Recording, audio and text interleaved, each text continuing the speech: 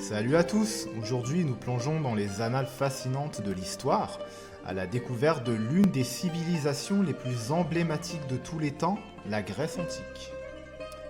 C'est dans cette région méditerranéenne, berceau de la pensée occidentale, que la Grèce antique a émergé comme une force culturelle, politique et artistique extraordinaire. De la cité d'Athènes à sa puissante Sparte, en passant par les mythes captivants des dieux de l'Olympe, chaque coin de cette terre antique est imprégné de récits et de légendes qui ont façonné le monde tel que nous le connaissons aujourd'hui.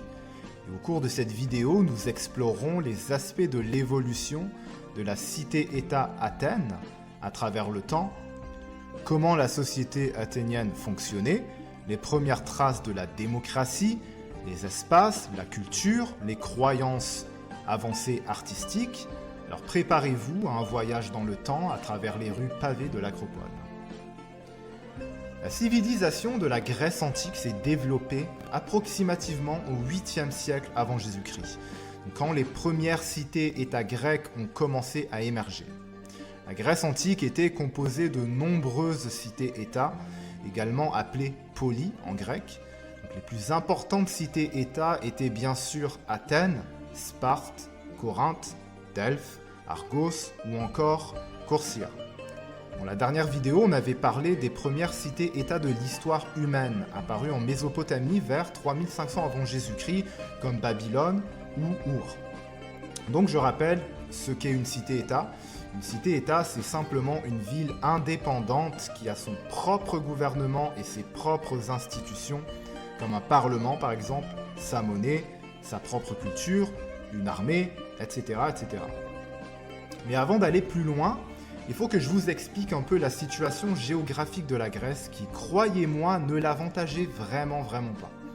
Donc la géographie de la Grèce antique a contribué à isoler les cités grecques et à limiter leur contact avec leurs voisins pour plusieurs raisons. Des chaînes de montagnes, qui étaient des barrières physiques entre les différentes régions et les cités, qui étaient donc isolées les unes des autres. Et la Grèce étant aussi formée de multiples petites îles séparées les unes des autres par la présence de la mer Égée et de nombreuses autres îles qui créaient aussi des obstacles naturels. Bien sûr, étant donné que la plupart des cités-États étaient situées sur des îles ou le long de la côte, les voyages maritimes étaient souvent plus pratiques que les déplacements terrestres et donc les Grecs sont devenus des experts de la navigation. De ce fait, ça a permis aussi aux Grecs de coloniser plusieurs territoires par bateau et établir des colonies.